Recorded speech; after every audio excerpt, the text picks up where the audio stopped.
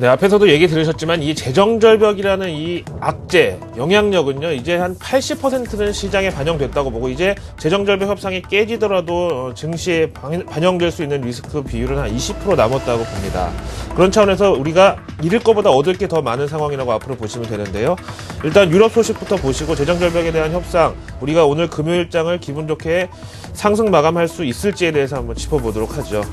ECB 통화정책회의 내용부터 보시겠습니다.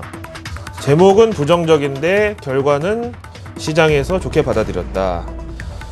우리 시간으로 어제 저녁이었죠. 유럽중앙은행의 통화정책회의에서 이번에 금리 동결한다는 건 어느 정도 예상이 됐던 일이고요. 대신 사진에 보시는 마리오 드라기 총재는 통화정책회의 후 기자회견에서 유로존의 내년 경제 전망에 대해서 다소 부정적인 입장을 드러냈네요.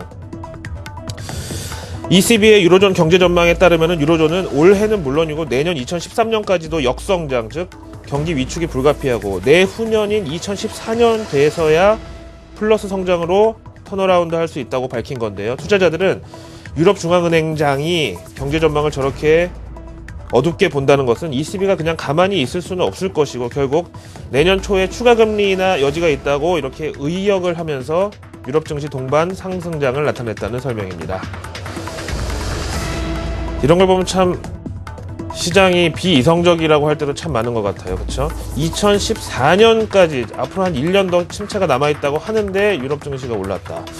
글쎄, 그만큼 중앙은행에 대한 기대가 크다고 봐야 되겠죠. CNN 머니로 넘어가서 유럽 이은 미국 마감 브리핑 보시겠습니다. 어제에 이어서 이틀 연속 애플이 마감 브리핑 제목에 등장을 했네요. 먼저 어제 6.5% 급락했던 애플이 오늘 반등에 성공을 했고 이 덕분에 기술업종 전반적으로 눌림목 매수 관점의 상승세가 나타났다고 합니다. 글쎄요, 반등에 좀 성공했다라고 표현하기에는 오늘 애플의 반등폭 1.6%는 조금 초라하긴 하지만 우리 입장에서는요, 어제 오히려 미국 기술주를 팔고 한국 증시에 들어온 외국인 순매수가 급증했었기 때문에 오늘 애플 반등폭이 적은 게 크게 나쁠 것은 없다고 봐야 되겠습니다. 아무튼 오늘도 미국의 재정절벽 문제는 본격적인 반등에 발목을 잡았다고 표현을 하는데 오바마 대통령은 비즈니스 라운드 테이블, 우리말로 하면은 전경련 인사들 만나서 공화당이 부자 증세에 대해서 조금씩 용인하려는 분위기가 살짝 감지되고 있다라고 얘기하면서 지금 이 분위기대로라면은 일주일 정도면 협상이 타결될 수 있을 것으로 본다, 이렇게 주장을 했다네요. 일주일이라 주식하는 사람들 입장에서는 참 길다면 길고 짧다면 짧은 시간인데요. 여기에 대한 전문가 의견을 한번 정리해 보겠습니다. UBS 아트 캐신입니다. 우리가 알고 있는 것처럼 이 재정절벽 협상은 올 연말, 그러니까 12월 31일이 데드라인이 아니라 생각보다 그렇게 많이 남지는 않았다라고 경고를 했습니다. 그러면서 원래 미 의회는 12월 21일이 회기 마감일인데 그러기 위해서는 늦어도 12월 17일까지 의회에 안건이 상정이 돼야 표결을 하든 통과를 하든 이 마지막 날 21일에 처리가 가능한데, 근데 또 오바마 대통령이 12월 17일 날 하와이에 가는 일정이 잡혀 있다네요. 이런 상황에서 설마 휴가 가는 건 아니겠지만 어쨌든 결국 남은 시간은 공식적으로 열흘 남짓. 그래서 시간이 저렇게 12월 31일이 아니다라고 얘기하는데, 물론 우리나라와 마찬가지로 미국도 긴급한 상황에 한해서 국회의장 재량으로 임시회의를 열 수는 있는데요. 이런 상황은 정말 피해야 되겠죠.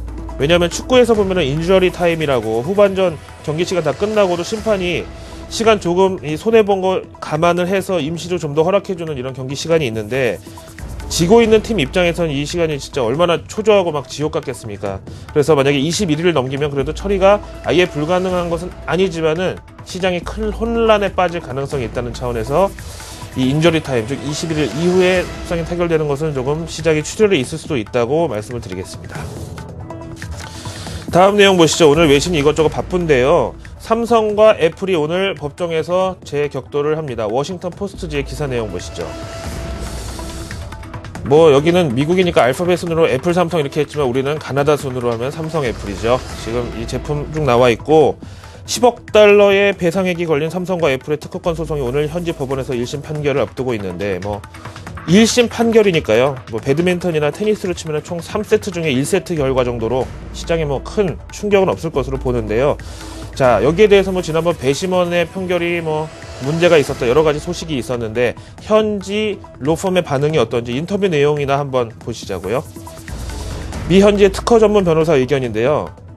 미국 현지의 판례를 참고로 판단을 하건대 삼성은 배심원 가운데 지난번에 시끄러웠죠. 애플의 특허권을 가진 것을 숨기고 배심원단의 판단을 호도한 벨빈 호간을 고소할 수가 있다. 이렇게 되면 지난번 애플에 일방적으로 손을 들어준 배심원 판결이 완전히 뒤집히지까지는 못하더라도 최소한 축소는 될 것으로 이렇게 판단을 했고, 이것이 지금으로서는 삼성에게 가장 희망적인 시나리오가 될 수 있다, 이렇게 보고 있죠. 자, 그렇다면 오늘 우리나라 외국인 수급에 가장 큰 영향을 미칠 내용이 뭘까요? 그리고 지난 이틀 동안 외국인 순매수가 갑자기 확대된 이유는 무엇일까요? 로이터 통신의 기사에서 해법을 찾아볼 수가 있겠습니다. 버냉키 연준 의장이 등장을 했어요. FOMC는 다음 주인데 말이죠. 다음 주 수요일 목요일인가요? 12월 12일에서 13일 올해 마지막 FOMC에서 연준은 오퍼레이션 트위스트 연말 종료에 대비해서 추가 채권 매입 계획을 발표할 것이라는 매크로 이코노믹 어드바이저스의 경제학자 로렌스 메이어의 의견을 단독 보도한 로이터 통신의 기사 제목입니다. 현재로서 예상 규모는요, 지난 QE3에서 월 400억 달러 규모의 MBS 모기지 담보부 증권을 매입해주는, 이게 오픈 기한은 그러니까 무제한이었죠. 이것도 역시 이번에도 그럴 거라고 예상을 하는데, 이로써 QE3에서 400억 MBS 매입하고 병행해서 만기 채권 포함 일반 국채 450억 달러씩 걷어들이면 합해서 내년 1월부터는 매월 850억 달러가 시중에 풀리게 되는 셈입니다.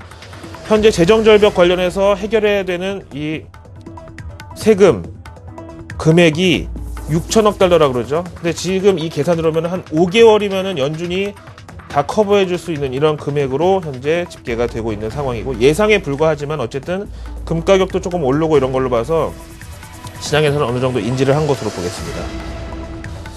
그래서 시장에서는 어느 정도 좀 항상 호들갑을 떠는 사람이 있기 마련인데, 지금 뭐 그냥 투자 전문지 약간 마이너급인데 보시면은요, 이런 단어가 이미 이제 슬슬 등장을 하고 있다는 거죠. 화면 보시면은요, QE3 나온 지 한 3개월밖에 안 됐는데 벌써 QE4라는 단어가 등장을 하고 있고, 이건 뭐 좀 섣부른 기대감일 수도 있겠지만 어쨌든 시장에서는 이번에 연준이 추가 양적 완화를 부과할 것으로 이렇게 컨센서스가 나와 있다는 거죠.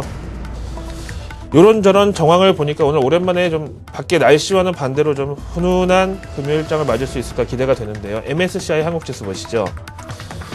외국인들의 한국 주식에 대한 선호 경향을 표시하는데, 지난 9월 고점까지 거의 지금 근접하면서 오늘 0.88% 미증시보다 아웃퍼폼, 상승률이 컸습니다.